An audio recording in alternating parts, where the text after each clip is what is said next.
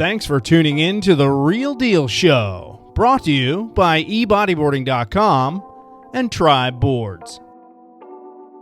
Hey everyone, Jay Reale back at you with The Real Deal Show. Thanks for tuning in again. This is the show where we talk about all kinds of stuff. Good, bad, ugly. Speaking of which... Whoa, wait a minute. Which one am I? Just kidding. I'm the ugly. Trust me. We're going to resume our interview with JP Patterson. We had part one last week. Hopefully you enjoyed that. And we have a lot more to talk about with JP. JP, one of the first ever pro bodyboarders back in 1980. He won a huge contest at Pipeline. We talked about that in part one. And we're going to get into more of JP's bodyboarding career because it's just getting going here. We're in the mid-'80s. You have sponsors, some of whom are paying you salaries, which is basically living the dream, and you really manifesting what you told your drama teacher in high school you were going to be. You said you're going to be a pro bodyboarder and body surfer. Yeah. You're a pro bodyboarder now, and it's the mid-'80s. I know, but I made that up when I was talking to my teacher. Well, it was manifest destiny. You asked me what the dream was. That was the dream. That was the dream, and you achieved it. You know, it was... I think it was a dream for a lot of people. You know, Sure. Pat Caldwell was, you know, I remember, so going back to the first contest, Pat Caldwell and I, we've been buddies for a while, and we practiced a lot for the first Pipeline contest together. Out at Pipe? Or we'd go to Pipe when we could. Yep. Sometimes the crowd was just a little too thick, but we'd go down to... there's a place called Leftovers, and it's similar to Pipe. It's a left, and then we'd also practice at Log Cabins. Yep. And that was kind of hectic because the reef there is pretty bad. Yeah. So, but yeah, it was great. So we all, you know, there was a group of us that kind of had this dream. Jack Lindholm, you talked about, you know, Keith Sasaki, Ben Severson, Mike Stewart, you know, the crew over there. We all were kind of going in their same direction and kind of, you know, looking for the same, you know, star to go after. So like you. Well, yeah, so, I was the same on the East Coast. Same dream, you know. When did we meet? Which happened. So I think it was 82, I was just about to bring that up. Yeah. So in 82, I've covered this on the show before. I went to Hawaii for the first time for the first Maury Pipeline event, right? Which was really the second ever bodyboarding event at Pipeline. So Maury put on this big international event. They invited people from all over the country, all over the world. Well, you qualified. I was the East. I was East Coast champion that year, 1982. Right. So I got the invite. I was the East Coast guy. And I showed up, and I remember the first day we got taken to the beach at Pipeline. You know, this is before surf forecast and report. You have no idea how it was. You just show up at the beach, and that's how the waves are. You don't know swell's coming, right? No buoys or anything. Yeah, so we show up at the beach, and Pipe is firing. It's Hawaiian size, let's say 8 to 10 with 12-foot sets. Now, what that means for normal people is double that. Double that is the face height, right? So it's breaking on second reef, which means the waves kind of cap, I don't know, a quarter mile out to sea, and they kind of roll in, and then they just heave into these barrels. And we're sitting on the beach just in awe, like terrified. The beach is thundering. Well, how big? Let me ask you this: how big? I'm here now in the interview. How big were the waves you qualified in? Yeah. When did you win the championship on the East Coast? How big were the waves? Waist high. There you go. Maybe chest high. And what was the biggest wave you'd surfed well, up to that I had point? ridden probably like 8 to 10 foot faces in Maryland on a big heavy day, like the biggest day ever. Yeah. Well, this was like twice that size. Yeah, but it was nothing like Pipeline. So we're sitting on the beach, and two bodyboarders come out of the bushes from Ehukai, and it's you and Mike Stewart.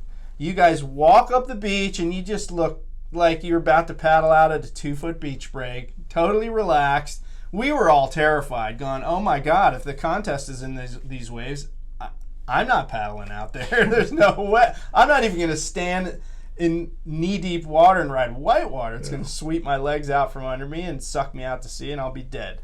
But JP and Mike paddle out, and they proceed to just dismantle the place. Daniel Kaimi was out that day. In fact, I think Mike Stewart got a helicopter shot from Warren Bolster, which eventually was a Maury ad.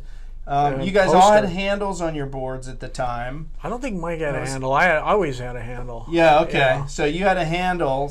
And you had a what on the bottom of your board? I had skegs. I had twin fins. The twin fin. With the option for a tri-fin if I really needed extra bite for the contest.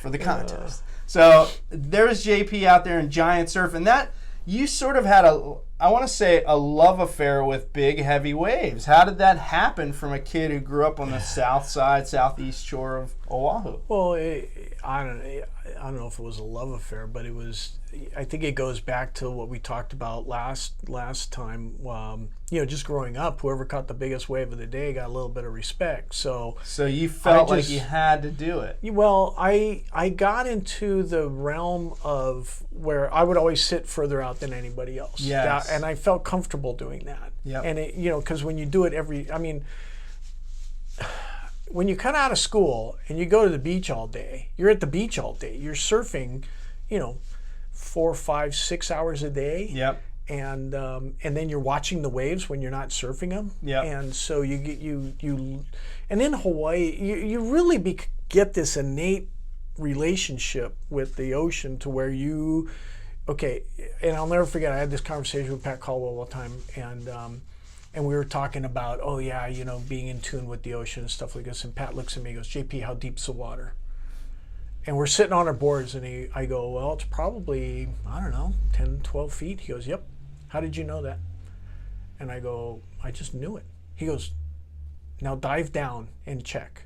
And so I did. And sure enough, it was like 10, 12 feet. Yeah. But you can feel it. Mm-hmm. You can feel the depth of the water. Right. You can feel the wind. You can feel the waves. You can just get a sense. See little ripples. You get in tune. Going back to the first pipeline contest, that was probably the best session of my life. Pat Caldwell, like I said, was a good friend of mine. We practiced together for months before that contest. Yeah. There were 3 rounds, the preliminaries, semis, and finals in that contest. Pat and I were in the same heat. We were the whole way through. First heat, I got first, he got second. Second heat, I got first, he got second. Third heat, I got first, he got second. Or finals, I got first, he got second. And I knew what I was doing, but at the same time, and you've probably experienced this as well, where you just get in the rhythm of the waves. Sure. And now, every time you're in the right position, the wave pops up. How does that happen? By luck, or skill, or just intuition? It's wave knowledge. Right. That it's you ocean can't teach knowledge. people that. Right. And so, going back to how deep's the water? Yeah. I knew the answer because you spend so much time in the ocean. Yeah. So again, and especially when you're sitting out further than anybody else. Yeah, for sure. You're sitting out there, you're just going, "Oh, was that a tiger shark? What was that shadow? Whoa, was that a cloud, or did a bird fly over?"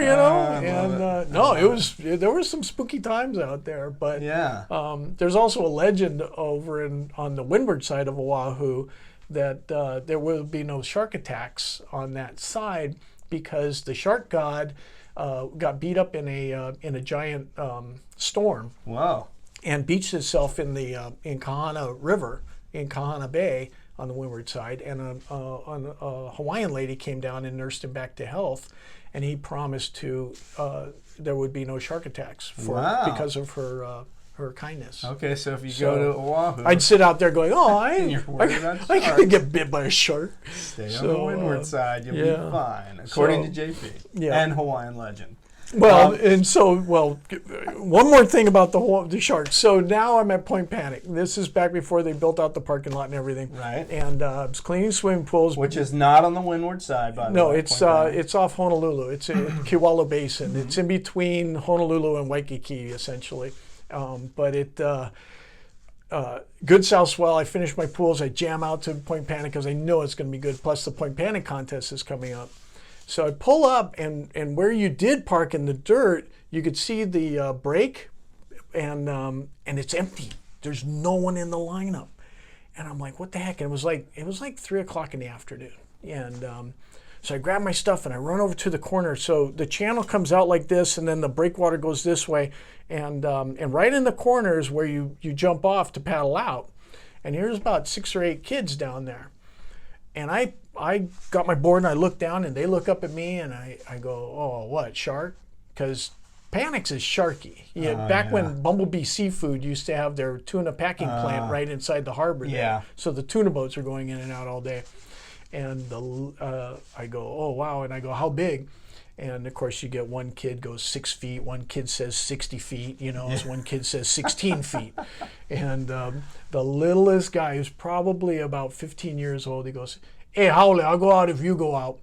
And because the tradition was they like white meat. And I had watched Jacques Cousteau, and I know that they always go for the weakest, member. Right. Excuse me, weakest member of the pack. Totally, yep. So we paddle out. He's thinking I'm going to get eaten. I'm thinking he's going to get eaten.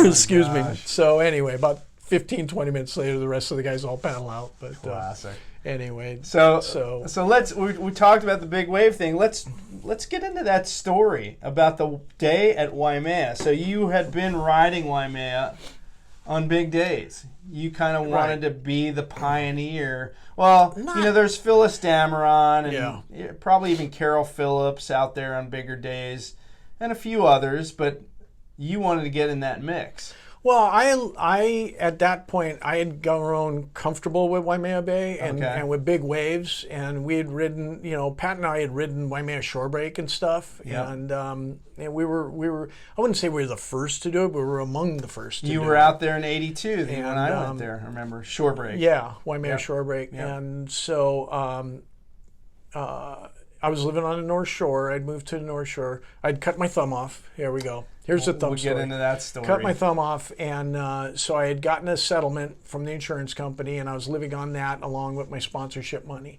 Hold on. We're going to do the sidebar again. This is the thumb story. So we'll get back to the Waimea story. How'd you lose the thumb? So I had moved to California in '82. Why? To work for Scott Hawaii, learn how to make bodyboards, because I knew that I wanted to surf, but I also knew that my career was going to be, temporary. Well, it's, you can't surf professionally forever. Sure. And I wanted to stay in the industry. You wanted to have a skill that would carry you through after the pro career. Very pragmatic. So all the surf was in Hawaii, but the business, the industry was in California. Yeah. So Scott Hawaii, I came over and I started working at their factory, learning how to make boards, and excuse me. That beer coming back good up. Beer.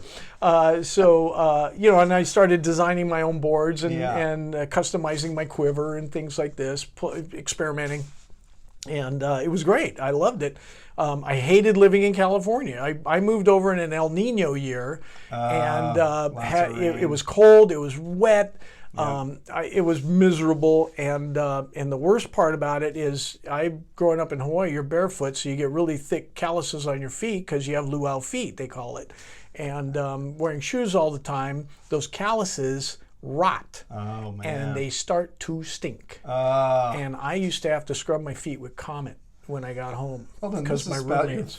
Anyway, about your feet. I moved. I hated California. I moved back to Hawaii, and I'm working for the pool company, and I'm installing a jacuzzi over in Kailua. And I was building the redwood decking around this jacuzzi that was half out of the ground.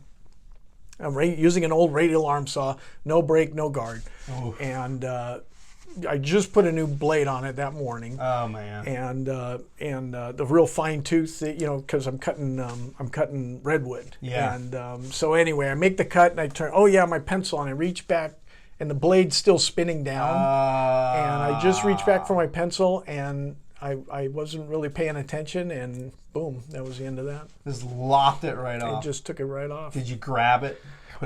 So I didn't actually see it happen. So I went like this, and I was like, oh crap, and I kind of like side-eyed the saw, and I saw my thumb on the saw. Oh my god! And I'm like, well, that's no good.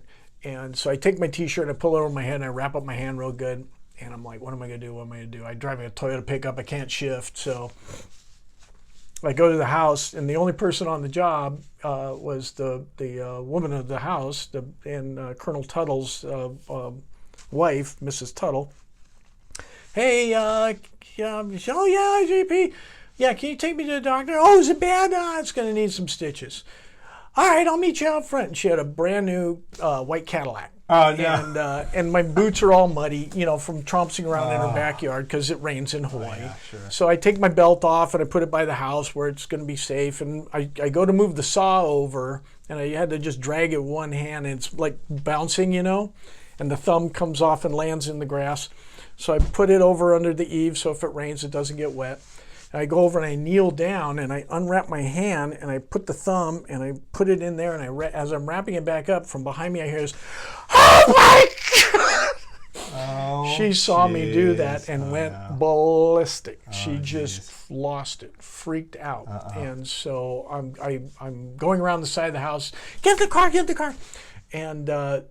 And I start walking around the house, and she says, "Come through the house, come through." Well, they had white carpet. I go, "No, come through the house." And now I'm starting to freak out because she's freaking out. Anyway, long story short, she ran across the street, got a couple firemen. They came over, called the ambulance, and that was the end of that. But the cut went right through the knuckle, and so even if they put it back on, there probably wouldn't be any feeling, and there wouldn't be any mobility, dexterity, right? So anyway, that's the thumb story. The thumb story. So bringing us back to Waimea. So you were getting comfortable at Waimea. So again, going, to get in the magazines, to do all this stuff. You're constantly trying to get in front of the photographers and get the picture. Yep. And you were getting it in 2-foot stuff. Yeah. You got a cover off the right. wall, That's right. like this high. That's right. And I could never get a cover, no matter what I did.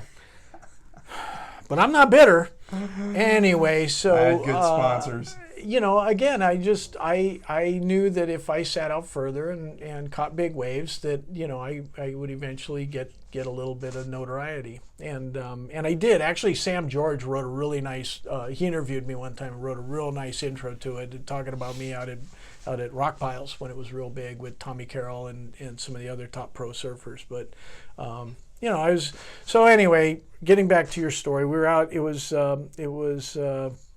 I can't remember the date, but it was late 80s. 85. Okay. It was 85 and January 13th or something like this, and it was big. North Shore was all closed out, except Waimea. Some guys were out at Waimea, so I drove over there and was hanging out at the lifeguard tower, and Terry Ahui was guarding. And James Jones was on the beach, and Ken Bradshaw and a few other big wave surfers were out, and it was getting big. It was building for sure out of the west. Yeah. Now let me just interject that at that time there was no toe-in surfing. No one really surfed the outer reefs, and Waimea was basically the proving grounds of big wave surfing. Is where all the biggest waves to that point had been ridden. Maybe Makaha occasionally on some gigantic days, but Waimea was where all the big wave surfers gathered. Yeah. Well, they were starting to go out to the outer reefs and Kayana Point. There was a lot of talk about surfing the big stuff out at Kayana Point.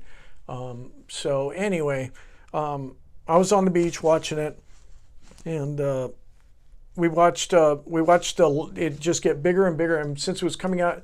Waimea breaks best on like a northwest swell or more north because it's a right, and so it was west, so it was jacking up and closer to the channel. It was pretty hairy, and because it was getting so big, it was closing out more often, and but there was some freight trains just pouring through, and just top to bottom barrels. And at one point, everybody came in except Ken Bradshaw tried to get in. Or he caught a wave, lost his board, and he tried to get in. He missed the beach, got caught in the rip, got sucked out, swam back out to the point, tried to come back in, missed it again, swam around. And I think on the second time he made it back in. Maybe he had to do it the third time, I forget. Anyway, Iron Man type situation. Yeah. So he comes in. By then the lineup is clear. There's nobody out. And we're watching, and James Jones, Booby Jones, they call him, big time big wave surfer, basically owns Waimea Bay, and he goes, "That's it, I'm going out." We watch this set roll through, and it's just, he's like, "I'm going out." That's just And I'm like, well, if James Jones is going out, I should go out, Oh, man. And so he had grabbed his 9-foot board out of his Volkswagen van, and I had gone to my truck and got my board, and he was down on the beach, checking the lineup, because the shore break was so far out because the waves were so big, man. and they had eroded the beach out, so there's a giant sandbar. So timing the sets was crucial. And at one point he turns around, I guess he got the feeling like, somebody's watching me, and he turned around and he sees me sitting there putting my fins on. He goes, "You going out?" I go, "I'll go out if you go out." And so then we were talking, I stood up and we talked. We watched it for probably 45 minutes or so before we finally paddled out.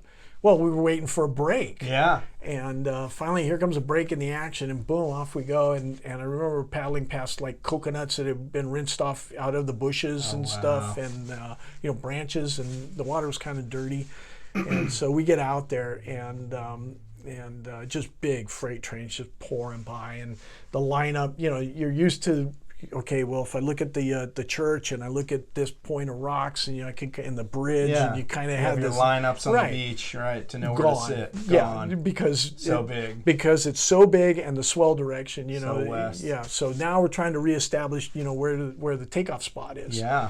And so while we were doing that, Alec Cook, he called himself Ace Cool back then, and Mark Fu. Paddle out. Both of whom, I should say, passed away in big surf. Yep. Alec Cook lost at sea at Waimea on a giant day. Right. And Mark Fu died in Mavericks. Anyway. Yep. So, anyway, all big wave surfers were all out there, and so now we start pushing each other, I think, and we start catching waves. But it was so hectic that nobody was taking off at the peak. It was just too fast, too big, and too lined up. So anyway, we're shoulder hopping. I think I caught about 5 or 6 waves, and I paddled back out. And I'm like, okay. Oh well, actually, I had tried to get one wave to take me all the way in. But when you get to the inside, the rip was so bad that it pushed you into the channel, and you couldn't stay in front of the whitewater. Oh wow! And so anyway, I paddled back out, and plus you're pushed way down the beach. You got to get in the corner, otherwise you're gonna be down by the rocks. So I paddled back out. We're waiting for another set, and by now there was this huge crowd all around Waimea Bay. Tour buses are parked. Cars are double parked, all over, and just hundreds of people watching. So we're sitting out there and kind of look, and oh man, I see a shadow on the horizon, and we hear the crowd start just from the lineup. You could hear the crowd roaring. Well, there were no waves at the time, man. But we hear the crowd start screaming. Oh no! And we're like, what the heck? And I look in, and on the point by the church, you see guys pointing and jumping up and down as high as they can. And so we look at each other and we start paddling. And Booby Jones was already furthest out, and so he takes off paddling. Alec Cook was behind him, and then I was near Mark Fu. And we come over this wave, and here's the set, and it's already breaking. It's a left instead of a right. Oh no!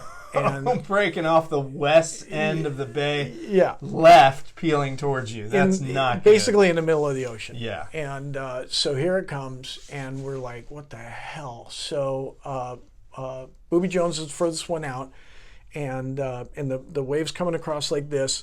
And he gets his board's going like this, and he dives through clear water, and then it closes out. But they got a picture of his board going up the face of the wave. And his board's probably like 12 feet long. 9 looks foot. Like a tiny toothpick. Yeah, 9 foot, and that's how they kind of figured out how big the wave was. So anyway, next was Alec Cook. He stands up on his board. He dives down. He's got like a 10-foot leash. Boom, breaks, tumble. And so we see his board shoot up in the whitewater, and I look over at Mark Fu, and he looks over at me. I know Mark Fu's got two 10-foot leashes tied together. And I don't want to be anywhere near that in the whitewater when I start tumbling. And so we kind of peel away from each other a little bit, and he stands up on his board, dives off. Well, I got a 3-foot leash, but it's 1/4 inch, and my big wave leash.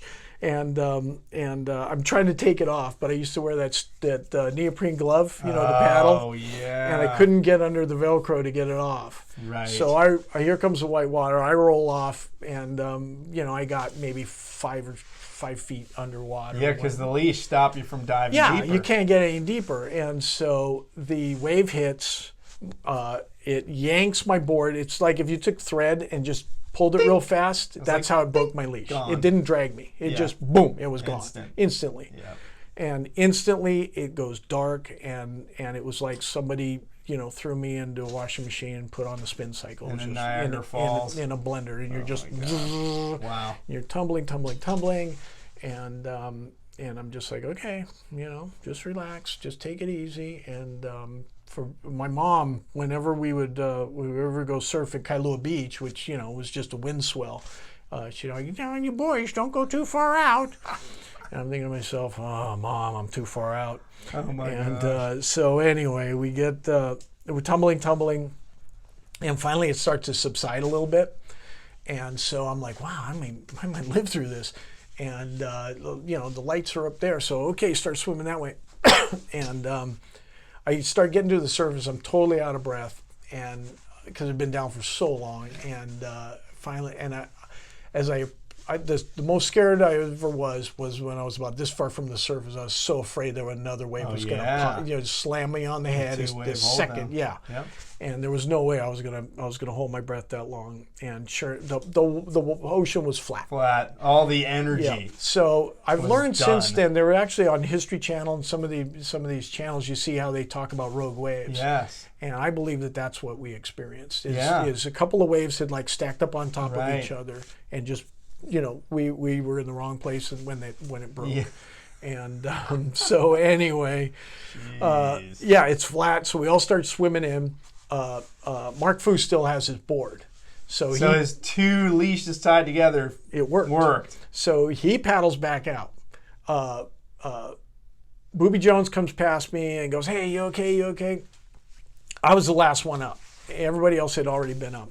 Mark Fu Alec Cook was already swimming in, and so was James Jones. And then I still have I have my fins on, and I start swimming in too. And I look over under the foam, and you know how the foam gets out there. It's like this thick, and I look under the big, foam ball. Here's my board. Oh my gosh. And I'm like, holy crap. No way. So I swim over, I get my board, and I'm like, well, I've had enough. I'm tired. I'm still panting from holding my breath for so long. And so I'm heading into, and here it comes again, starts closing out. Oh no. And luckily the helicopter, the fire department helicopter had been stationed there by Foodland, right? Yeah. They call it Sunset Station, but it's more Sharks Cove right there. And so they were like 2 seconds away, and they'd from what the lifeguards told me later was they were on the phone calling the fire department before the wave even hit us. As soon as they saw that dark horizon, they're like, "You better get over here. Yeah, there's some guys we're gonna need help. Gonna need a pickup." Yeah, and so this is before jet skis and all that. Yeah, this is 85. This is long before jet ski rescue. Well, actually, I think they were in development back then, but there weren't any yet. Right. So anyway, we start swimming in, and it's pouring in. And I got my board, and I'm duck diving these waves, and they drop the basket to Alec Cook. Yeah. But he's in the shore break. And so every time he gets pushed by a wave, but then he gets sucked out by the undertow, and he's in this situation. He's not going to win. Oh. And so they drop the basket to him a couple times, but he gets knocked away. Finally, they drop the basket to him, and it's got like a mesh, like a cargo rope type of deal, and he just grabs the outside of it. and they lift him up, and there's pictures of him hanging from the basket. And they take him over, they drop him off. Next was Booby Jones. And they get him in the basket, they drop him off. Well, by now, I'm over by Jump Rock. Yeah, which is the worst place to be. It's on the west end of Waimea, and there's rocks and current just sucking into the rocks. The whole bay drains that way. Yeah. And I had been hanging onto my board, and finally I just was like, I can't hang on anymore. So okay, let's stop right there. We're going to do a part 3 because I want to hear what happens. Does JP make it in, or does he die? Such a tease. Did he die that day? I think not, but we'll find out in part 3. You're so bad. Folks, thanks for tuning in for Real Deal Show Part 2. If you're watching on YouTube, give us the thumbs up and some comments. And full thumbs up, listening to the not half audio thumbs podcast. We're going to do part 3, so tune in next week to hear what happened to JP at Waimea. You're so bad. I know. See you in the surf.